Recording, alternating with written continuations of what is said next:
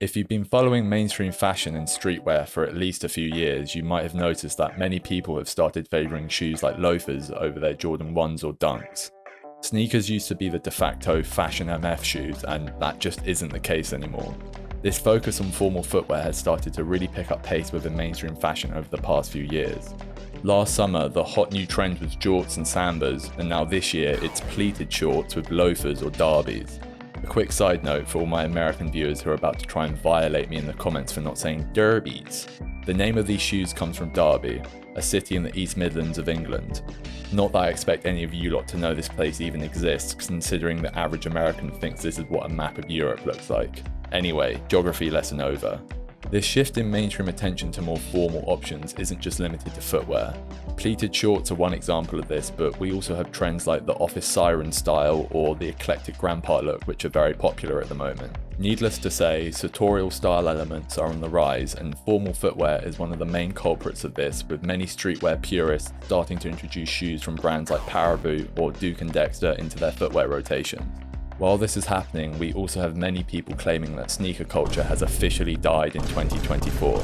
So, seeing as there is obviously some sort of shift happening with what shoes fashion consumers are favouring, I thought it would be interesting to dissect and compare these two genres of footwear. Sneakers were invented in the early 1800s in the UK by the Liverpool Rubber Company, but it wasn't until the 20th century over across the pond in the US where we'd start to see a glimpse of what a pop culture phenomenon sneakers would go on to become. This initial boom in hype came from sports athlete endorsed sneakers. The first example of this would be Converse Chuck Taylors, which were initially created in 1917 under the name Non-Skids, but it wasn't until around 1921 when a semi-professional basketball player by the name of Charles Chuck Taylor was hired at Converse as a salesman was where we saw the creation of one of the most iconic sneakers of all time. He hadn't even been at the company for a full year before they took on all his design suggestions to improve flexibility and ankle support. That is some Giga Chad behaviour right there. At the age of 20, bro got a job at Converse, and within a year he said, nah, you man is shit, do it like this, and proceeded to create arguably one of the best shoes of all time. Anyway, Chuck Taylors would absolutely dominate the basketball court for decades, and it wasn't until the 80s that we'd see the hype side of sneakers really start to manifest. In 1984, Nike signed Michael Jordan, who was a rookie at the time, to a 5-year-long $2.5 million endorsement deal which launched the Air Jordan line of shoes. The Air Jordan 1 was released in 1985 and was very quickly banned by the NBA due to the shoes mainly being the colours black and red, which violated league policy, incurring a $5,000 per game fine. Despite this, Michael Jordan carried on wearing these shoes, with Nike supposedly covering the fine each game, as the controversy proved to be the perfect marketing miracle. The shoes not only stood out on the court but also gained a rebellious and innovative reputation, with Nike also running their banned ad campaign at the same time. Michael Jordan said this about the situation: "It would have cost millions of dollars to create a promotion that produced as much publicity as the league's ban did. Right after that, sales went crazy.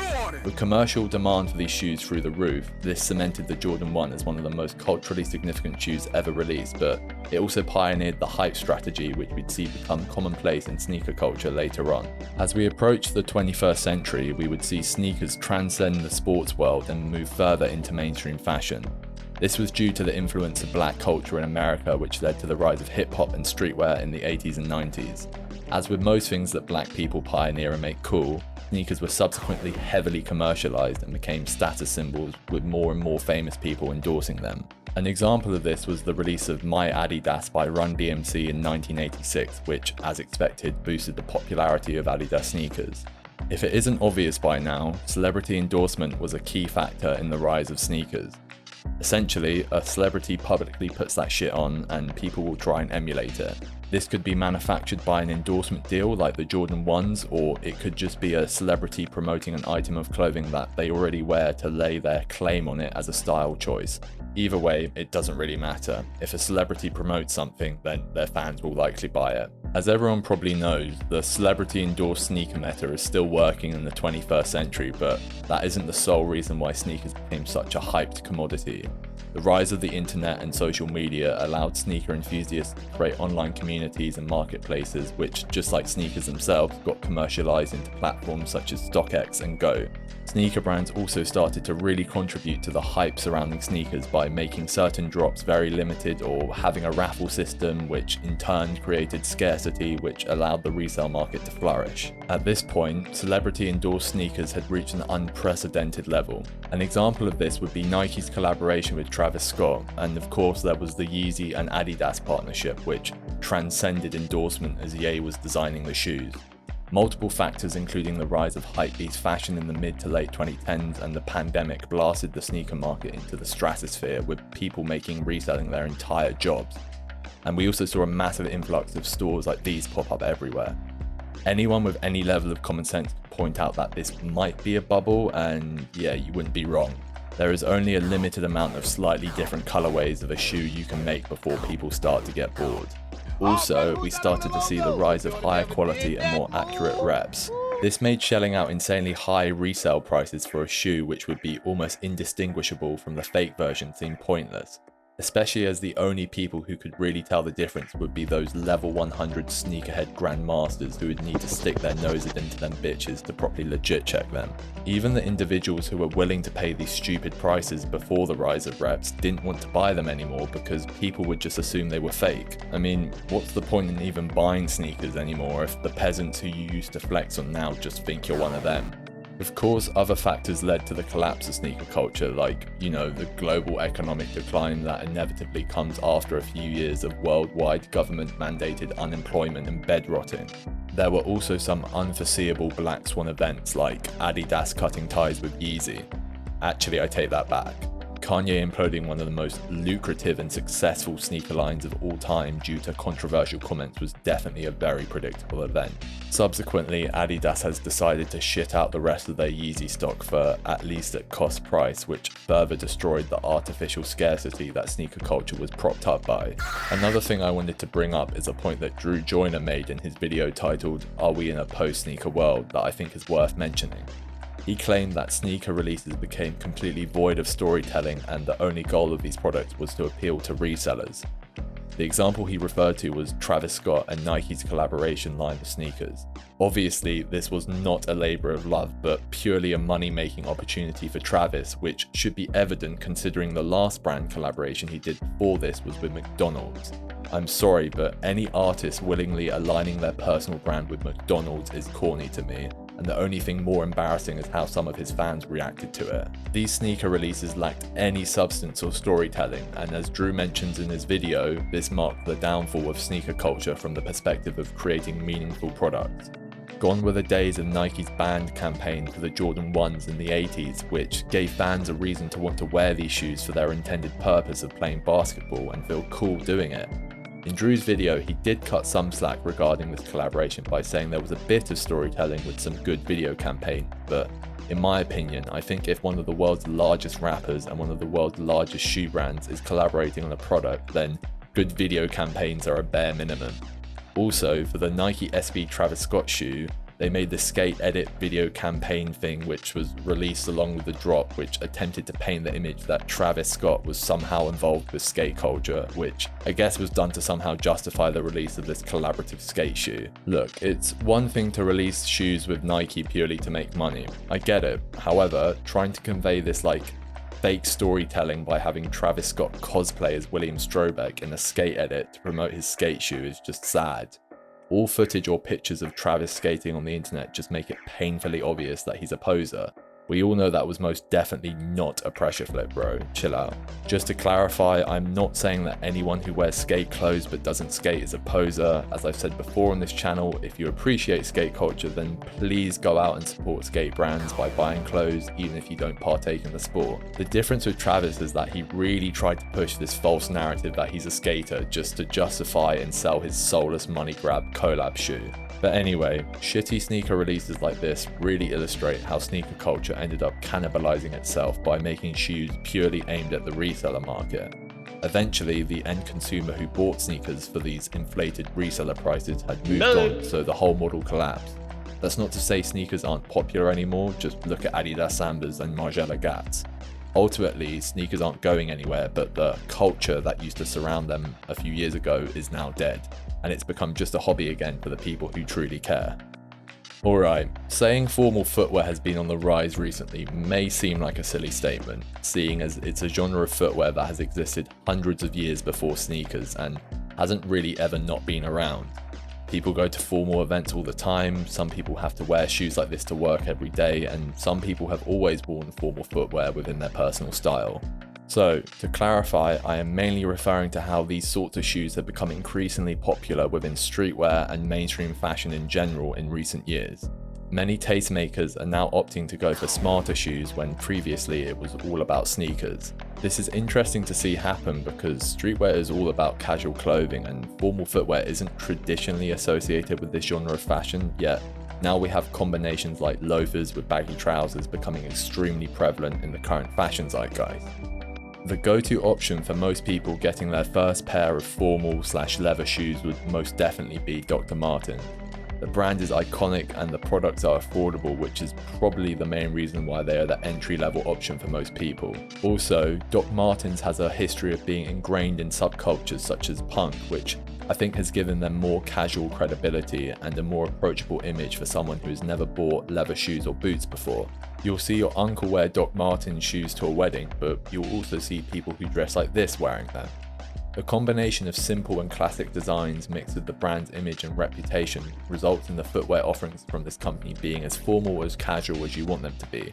It just depends on what clothes you wear with them.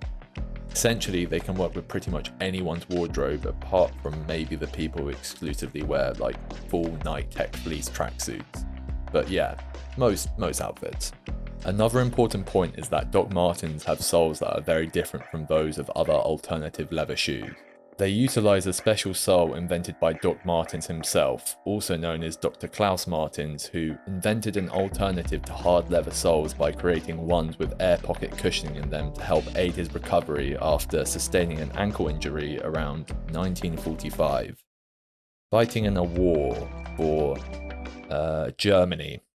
Yeah, if you're thinking what I think you're thinking, it's not confirmed that he was a something that rhymes with artsy in terms of his personal views, but he most definitely served in the military under the reign of the what rhymes with artsy party.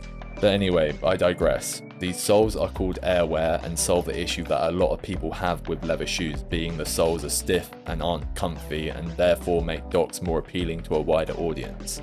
I find this pride that the Doc Martens brand has for their comfy soles very ironic, as the uppers of these shoes are widely known for not just being uncomfy, but also absolutely obliterating people's feet.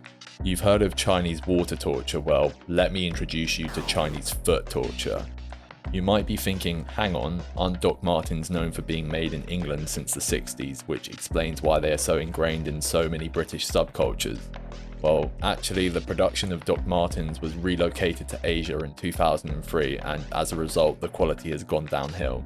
However, they do still have a Made in England line, and the original Doc Martens English factory still releases the same silhouettes under the brand name Solaire, which are apparently much better quality compared to modern Docs. The main shoe released by Doc Martens that I've heard talked about the most on the internet recently is the Adrian loafers. This isn't really surprising considering loafers seem to be leading the charge in terms of the recent rise of formal footwear within mainstream fashion, and I guess that's because they are easy to slip on and can easily be dressed up or down. Another serious driving force behind the rise in popularity of formal shoes is none other than the extremely divisive Margiela Tabis. Whether or not you like the look of these hoof-looking-ass shoes, you can't deny that they've had a meteoric rise in popularity over the past year or two within both male and female fashion. However, I do think part of the hype for Tabis comes from the novelty of how odd they look, which makes the people who buy them feel unique for wearing such an unconventional shoe. Although I feel like this uniqueness has definitely diminished in the past year considering the sheer popularity of them. I can guarantee that if you walk around London Soho on a Saturday night, you'll see multiple fashion MFs wearing these. In my opinion, if you're going to spend around $1,000 or more on a single pair of shoes, then it would probably be more wise to go for something more versatile. However, if you are set on getting something expensive and wacky, then you could get something like the Moccasin Derby from Ziggy Chen, or pretty much any shoe from Carol Christian Pole. If uniqueness is your goal, then I think that's better achieved by not following a very popular and mainstream trend. On the topic of expensive shoes, I want to now talk about the final boss of leather shoes, who I and many people would argue is the best in the game. If you're a fashion MF, then you'll definitely know I am indeed referring to Guidi. This brand is an artisanal, family-run business based in Tuscany, Italy that was initially founded as just a leather tannery in 1896 by Guido Guidi under the name Conceria Guidi Rossellini. Over 100 years, the company refined their vegetable tanning technique until 2003, when the current owner, Ruggiero Guidi, decided he wanted to shift the brand from just supplying leather to fashion houses to also creating their own footwear offerings. This was all inspired by Ruggiero's extensive collection of leather shoes, which led him to create a line of footwear that focused on respect and passion for the leather craftsmanship that is ingrained into his family heritage, and targeting customers who wanted something that is both unique and traditional, all while having the highest quality materials and construction. Despite definitely having the opportunity to, Ruggiero has absolutely rejected the idea of scaling Guidi to mass production, as the brand aims to exclusively produce shoes that only a craftsman would be able to make, with each shoe being handcrafted by Italian artisans. So what exactly makes Guidi so good? Well, for starters, their leather is pretty widely considered to be the best you can get your hands on, which explains why they've supplied it to fashion houses such as Prada, Maison Margiela, Rick Owens, and many more. On top of this, what makes Guidi shoes so perfect is the fact that they are imperfect. Initially, this may sound like a really dumb statement, so let me elaborate. With most leather shoes, you'll find that the material has a smooth and very consistent texture, which is usually achieved through a process called corrected grain, which is where the leather has been sanded down and buffed to remove imperfections such as scars. Also, most leathers that still have a seemingly natural grain to them have usually been corrected and then embossed with that texture. Brands like Dr. Martens will also add an extra layer of plastic on top of this. Guidi, on the other hand, uses full grain leather, meaning it hasn't been altered and all the scars, stretch marks and blemishes of the animal are still visible. Top grain leather is the highest quality grade of leather and is much harder to work with. This, combined with Guidi's signature object dyeing process, gives these shoes a much more worn and textured look. You may be thinking, why the hell would anyone spend around $1,000 on a pair of shoes or boots that look worn? Well, that's kind of the point. These shoes and a lot of full grain leather products are made to look better with age. The more you wear them, the more the leather develops the patina, which gives it a very complex and unique textured look. This, combined with how high quality and soft Guidi leather is, means the shoes will slowly morph and mold perfectly to accommodate your feet, and also develop the signature stacking, which also adds to the look.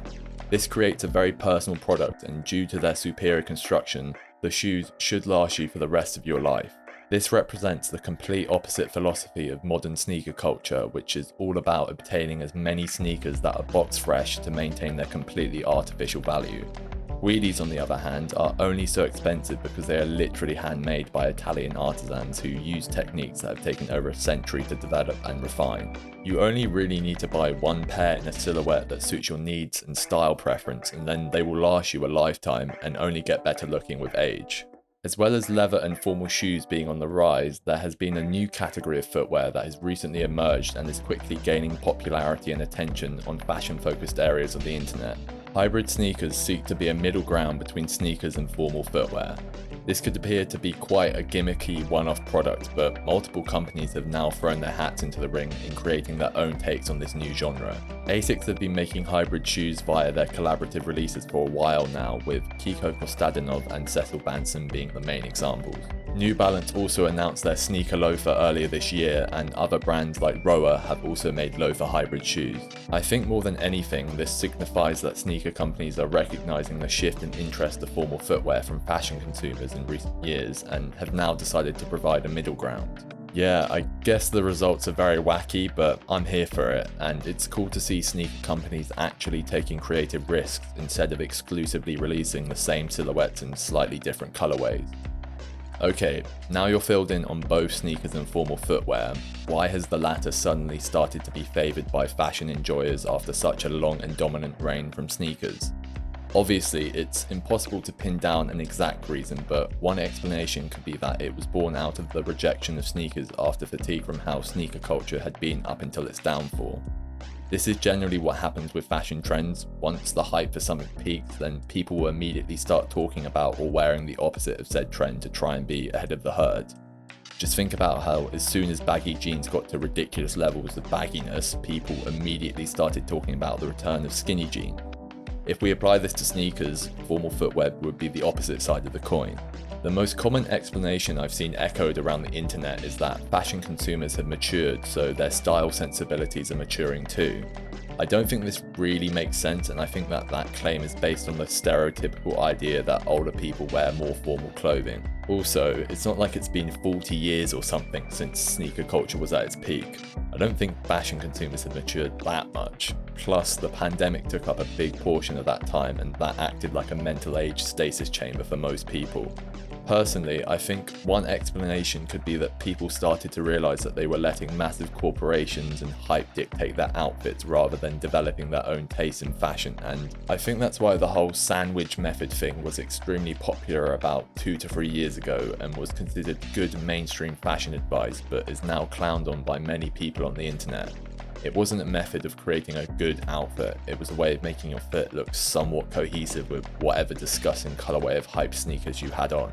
Disregarding the greed and rampant consumerism at the core of modern sneaker culture, I guess one silver lining was that it acted as a very easy gateway into fashion. You literally didn't have to take any style risks, even if your fit was bad. As long as you had a hype pair of sneakers on, then you'd probably be complimented if anything. As much as I have shat on sneaker culture in this video, it did get a lot of people into fashion who would have otherwise never had the confidence or even the desire to one day be wearing more thought out and stylish fits. And I guess after a certain amount of time, buying shoes you already had multiple pairs of just in slightly different colorways for insane reseller prices gets old. Well, maybe not for everyone, but I guess that's what separated the people who actually wanted to put that shit on from the footwear version of Funko Pop collectors. I also want to stress that these consumerist aspects of sneaker culture haven't gone away.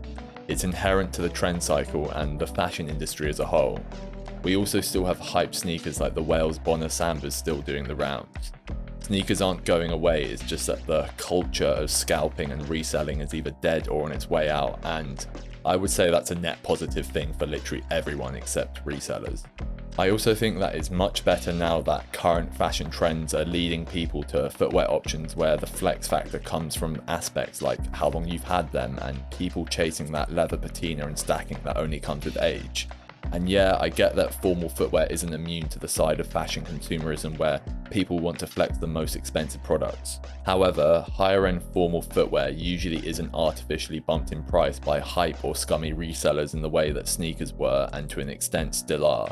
Guidi shoes don't cost $500 to $1,500 because of hype. It's because they are handmade in Italy by a family run business that produces some of the best quality leather in the world. A lot of the time, sneakers in that same price range are the same quality as the ones you could pick up from an outlet store, and the value behind them is just completely artificially created.